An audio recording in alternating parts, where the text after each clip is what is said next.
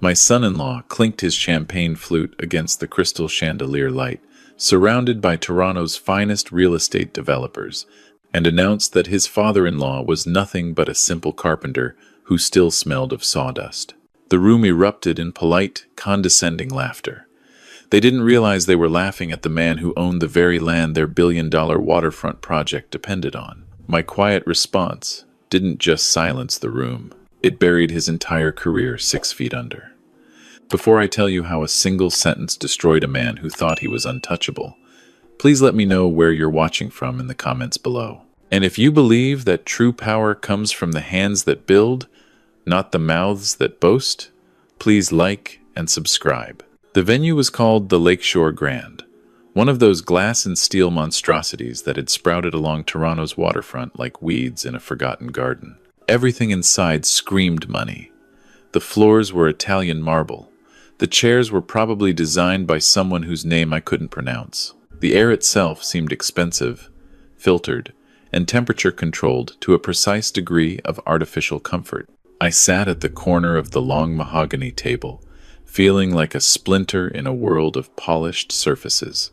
My hands, calloused from 50 years of honest work, rested on the white linen tablecloth. These were hands that had built houses, barns, churches, hands that had held my dying wife's fingers until the very end. Hands that my son-in-law, Derek, found embarrassing. Derek Whitmore stood at the head of the table, his tailored Italian suit catching the light like armor. He was 42, handsome in that slick, manufactured way that made me think of used car salesmen and politicians. His teeth were too white, his smile was too wide. Everything about him was too much, and none of it was real. I wore my old gray suit, the one Margaret had picked out for me 30 years ago. She always said it brought out my eyes. I'd worn it to her funeral 4 years ago, and I'd worn it to every important occasion since. It wasn't fancy, but it was honest. In this room full of designer labels and watches that cost more than houses, my suit felt like a statement of defiance. A waiter placed a plate in front of me. 3 small pieces of something I couldn't identify, artfully arranged with droplets of sauce and what looked like flower petals. I stared at it and thought of Margaret. She would have laughed. "Arthur," she would have whispered, her eyes twinkling. "For this price, we could have fed the whole church basement." Margaret was the one with the vision.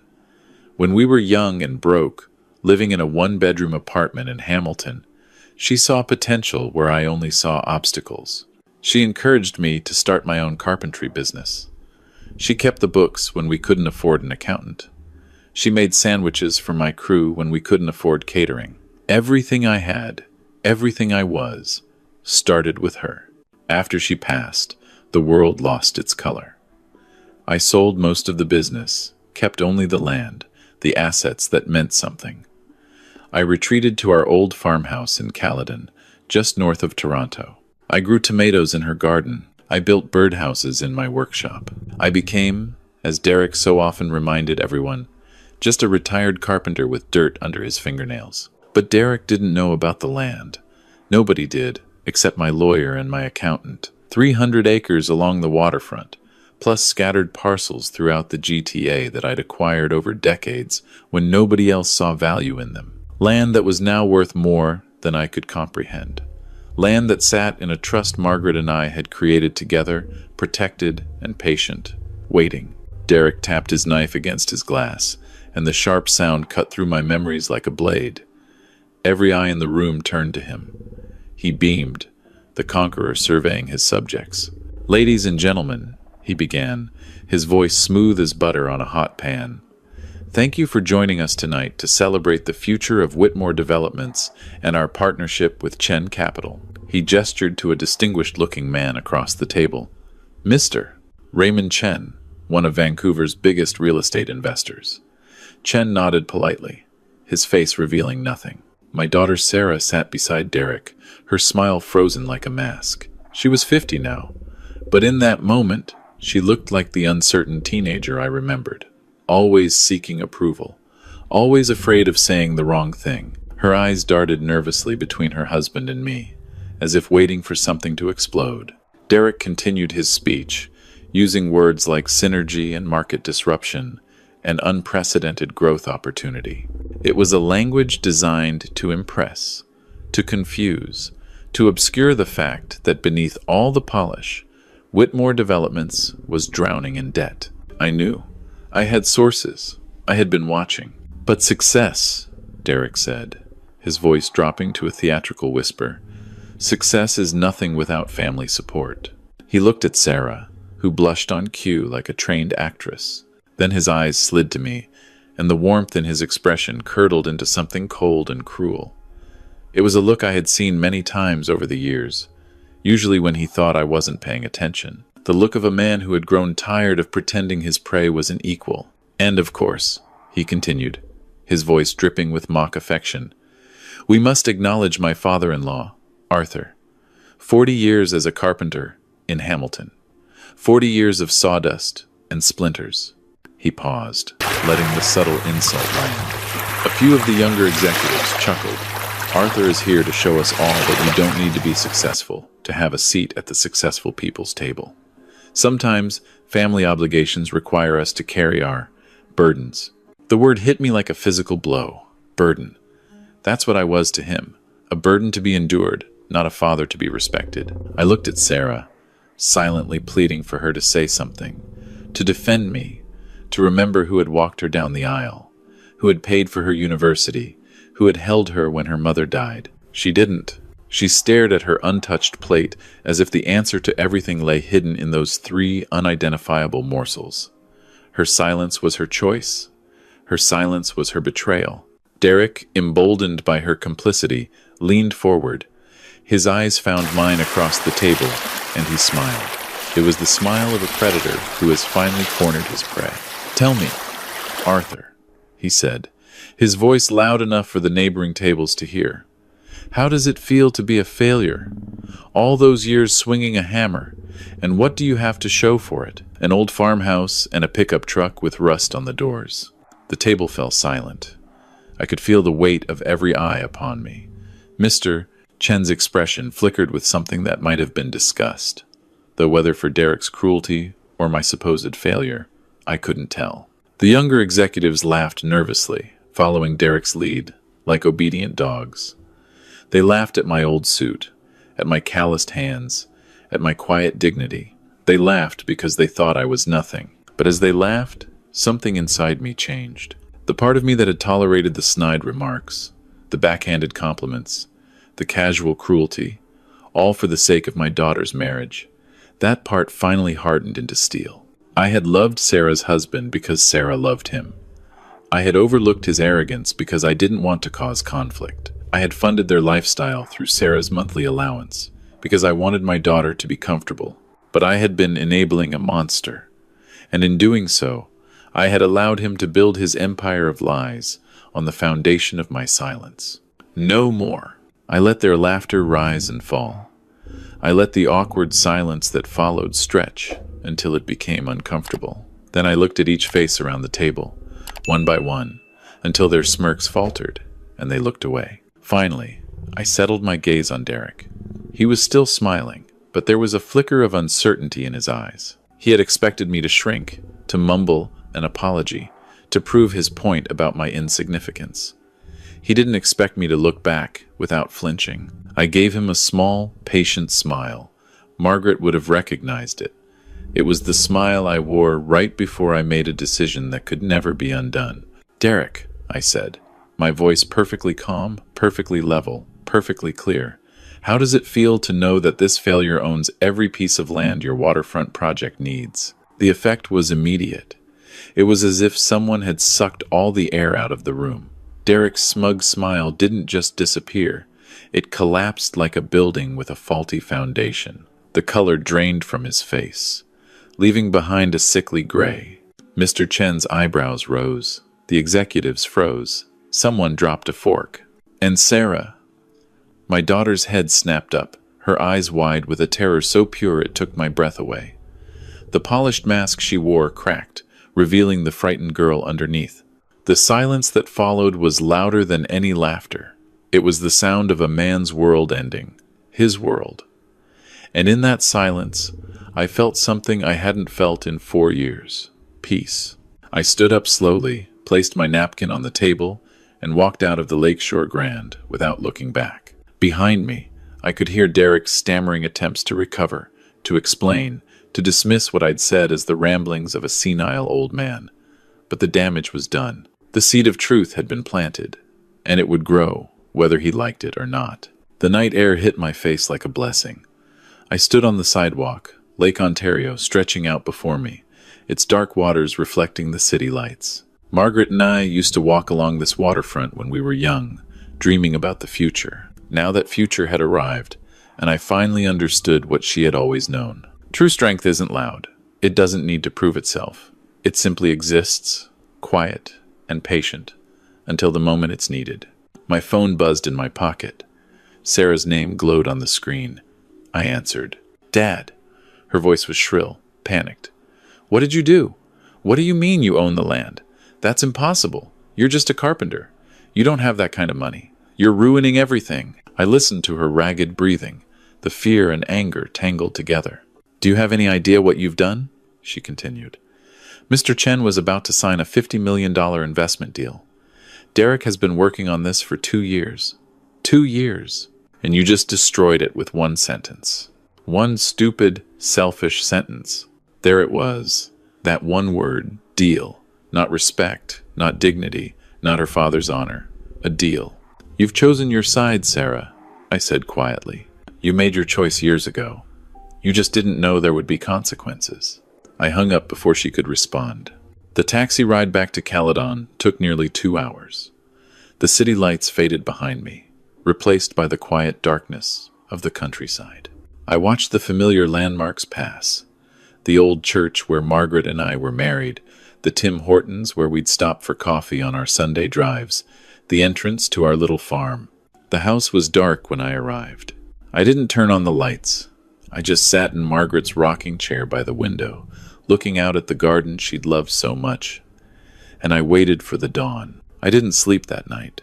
Instead, I spent the hours in a strange state of clarity, memories washing over me like waves against a shore. I remembered the day I proposed to Margaret, kneeling in the sawdust of my father's workshop. I remembered the day Sarah was born, how small she was in my arms, how fierce my love felt. I remembered building our first house together, Margaret handing me nails while Sarah played in a cardboard box. Where had that girl gone? When had she become the woman who chose luxury over loyalty, appearance over truth? When the sun finally rose, I made myself a pot of coffee, strong and black the way Margaret liked it. Then I called Grace Okonkwo. Grace had been my lawyer for 25 years. She was a small, fierce woman with silver-streaked hair and eyes that missed nothing. She had helped Margaret and me set up the land trust, had guided us through the complexities of estate planning, had stood beside me like a rock when Margaret died. Her office was in a modest building in Brampton, nothing like the glass towers downtown. It smelled of coffee and old books, and when I walked through the door, she was already waiting. Arthur. She rose from her desk and embraced me. I saw the news this morning. Something about a disruption at the Whitmore Developments Gala? Word travels fast. Derek's been calling my office since 6 a.m., demanding to speak with you. His lawyers are threatening to sue for defamation. She smiled grimly. I told them to take a number. I sat down in the worn leather chair across from her desk. Grace, I need 2 things. First, I want a complete forensic review of the Harrison Clark Trust. I want to know exactly how much of my money has been funneled to Sarah and, through her, to Derek and his company. Grace nodded, making notes. And second, I want to understand exactly what Derek needs from my land for his waterfront project. Every parcel, every easement, every right-of-way. I want to know how badly he needs it. Grace leaned back, her eyes sharp. Arthur, what are you planning? I looked out her window at the quiet street below. I'm planning to protect what Margaret and I built. I should have done it years ago. She studied me for a long moment, then nodded. I'll have preliminary reports by this afternoon. But Arthur, this could get ugly. Derek has powerful friends. He won't go quietly. Neither will I. The report arrived at 4 o'clock. Grace delivered it personally, her expression grave. It's worse than I thought, she said, spreading documents across my kitchen table. For the past 8 years, Sarah has been receiving $50,000 monthly from the trust account. That's $6 million. But here's the troubling part. We traced the flow of those funds. She pointed to a diagram showing money transfers. Approximately 70% of what Sarah received was immediately transferred to accounts controlled by Whitmore Developments. Derek has been using your wife's legacy as his personal piggy bank. I felt the anger rise, hot and sharp, but I pushed it down. Anger was useless now. Only action mattered. There's more, Grace continued. Derek has been using the existence of the Harrison Clark Trust as leverage with his investors. He's been implying, without stating directly, that he has access to your assets, that your wealth backs his ventures. Can we prove it? My investigator found presentation slides from 3 separate investor meetings. Your trust is mentioned explicitly as family financial support. It's misleading at best, fraudulent at worst. I sat back, the weight of it all settling on my shoulders. And the land? Grace pulled out a map of the Toronto waterfront. This is where it gets interesting. Derek's Harbor Point development requires access to 3 specific parcels. Without them, the entire project is worthless. The city won't grant permits without proof of clear title or right-of-way. She pointed to 3 highlighted areas. These parcels. You own all 3, Arthur. You've owned them since 1987. I remembered buying that land. It was nothing then, abandoned industrial lots that nobody wanted. Margaret had thought I was crazy, but she trusted me. It'll be worth something someday, I told her. Someday had finally arrived. Derek knows this now, I said. What's his next move? Grace's expression hardened. His lawyers have already contacted me. They're proposing a family resolution meeting. They want to negotiate. No. The word came out flat and final. No meetings, no negotiations, not until he understands what he's dealing with. I stood up and walked to the window. Margaret's garden stretched out before me, the tomato plants heavy with fruit she would never taste. Grace, I want you to do something for me. I want you to send a formal letter to every one of Derek's investors. Chen Capital, the pension funds, everyone. Inform them that the Harrison Clark Trust has no relationship with Whitmore Developments, has never authorized the use of its assets as collateral or endorsement, and will be pursuing legal remedies against any party that has misrepresented otherwise. Grace smiled, a cold, professional smile. That will destroy his investor confidence. Yes, it will. Arthur, this could bankrupt him. I turned to face her. He called me a failure, Grace. He called me a burden. In front of my daughter, in front of strangers, he made me feel like nothing. And Sarah sat there and let him. My voice cracked slightly, but I steadied it. Margaret and I built something real, something honest. And I will not let that man use her memory to fund his lies. The next 2 weeks were a storm. Derek's lawyers sent cease and desist letters that Grace shredded with polite efficiency. Sarah called 17 times. I didn't answer. The news picked up the story, initially as financial gossip, then as something more serious when the SEC equivalent in Ontario started asking questions. Derek's investors began pulling out. First one, then another. Chen Capital formally withdrew their $50 million commitment, citing concerns about financial representations. 2 pension funds followed. A prominent developer who had been planning to partner with Derek quietly backed away. I followed it all from my farmhouse in Caledon, reading the news on my tablet while drinking coffee in Margaret's garden. I felt no triumph, no satisfaction, just a grim determination to see it through. Then came the meeting I had been waiting for. It was a Thursday morning when Derek's Mercedes pulled into my driveway. I watched from the window as he got out, his face haggard, his expensive suit rumpled. Gone was the confident predator from the Gala. In his place was a desperate man. Sarah was with him. She looked like she had aged 10 years in 2 weeks. Dark circles under her eyes. Her hair, usually so perfect, hung limp around her face. I opened the door before they could knock. Dad, Sarah's voice broke. Please, we need to talk. I stepped aside and let them in. They sat on the old couch, the one Margaret had picked out at a yard sale 40 years ago. Derek looked around my modest living room with barely concealed disdain, even now. "Mr. Clark." Derek's voice was strained. "Arthur, I think there's been a misunderstanding." "No misunderstanding. The things I said at the dinner were just jokes. I didn't mean any of it. You know how these business events are. Everyone exaggerates." I said nothing. "Look," Derek continued, "we can work this out. Family should stick together, right? I'm willing to apologize. Publicly, if you want. And in return, you can tell your lawyer to stop these attacks on my company." "Attacks?" "The letters to the investors. The investigations. You're destroying everything I've built." "No, Derek, you destroyed it yourself. You built your company on lies and borrowed credibility. I simply told the truth." His face reddened. "This is about that stupid dinner, isn't it? Your fragile ego couldn't handle a little teasing, so you decided to ruin me?" "It's not about the dinner." I leaned forward. "It's about my daughter. It's about watching her become someone I don't recognize. It's about watching you use her, manipulate her, turn her against her own family. It's about my wife's legacy being used to fund your arrogance." Sarah flinched. Derek stood up abruptly.